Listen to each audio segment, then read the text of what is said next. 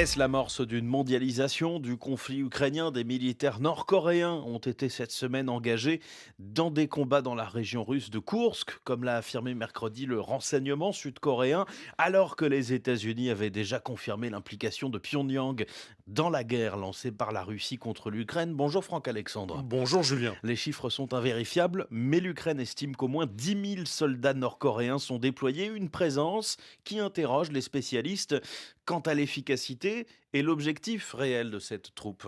En effet, Julien, jamais la Corée du Nord n'avait envoyé de troupes à l'extérieur. Alors, selon le renseignement sud-coréen et américain, ces soldats sont désormais au feu, équipés d'uniformes russes. Ils seraient même en première ligne. Mais qui sont ces combattants? Premier élément de réponse avec Philippe Gros de la Fondation pour la recherche stratégique.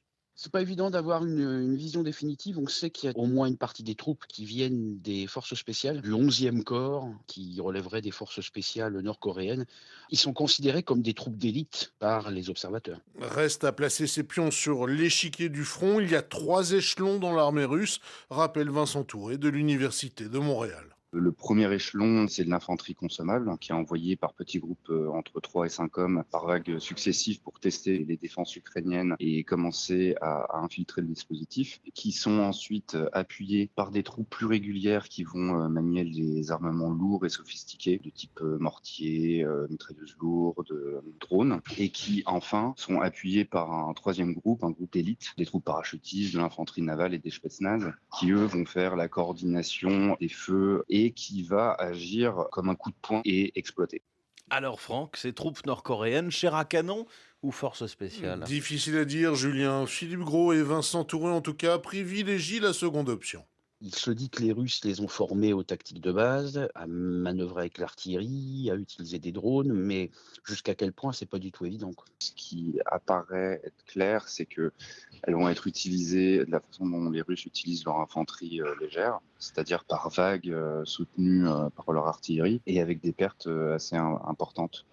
Donc c'est un modèle très attritionnaire où les pertes sont complètement acceptées et elles seront lourdes. 10 000 hommes, cela reste néanmoins un volume limité. Sans compter, précise Philippe Gros, que la barrière de la langue peut poser problème au combat. Il a fallu apprendre aux Nord-Coréens les termes de base pour manœuvrer.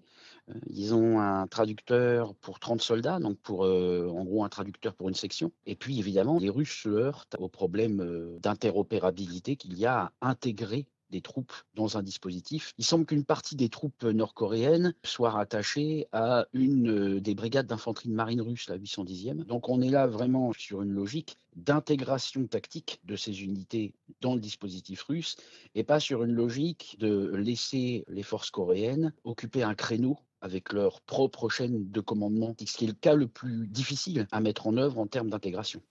Néanmoins, analyse Elie Tenenbaum, directeur de recherche de l'IFRI, cette force ne sera pas négligeable si les troupes nord-coréennes restent dans la région de Koursk. Ce qui semble dans un premier temps, c'est qu'elles permettent à la Russie de maintenir son effort principal sur le Donbass, en lui évitant finalement d'avoir à exercer une sorte de balance de force. Elles sont vraisemblablement là aujourd'hui aussi pour être testées, pour voir ce qu'ils sont capables de produire, peut-être pour, dans un second temps, les employer sur une zone plus importante ou plus prioritaire pour la Russie. Voilà, dans l'hypothèse également où l'armée russe viendrait à manquer de ressources, redoutent les renseignements ukrainiens et sud-coréens, ces troupes nord-coréennes, Julien, pourraient être seulement l'avant-garde d'un contingent futur, cette fois plus étoffé. Franck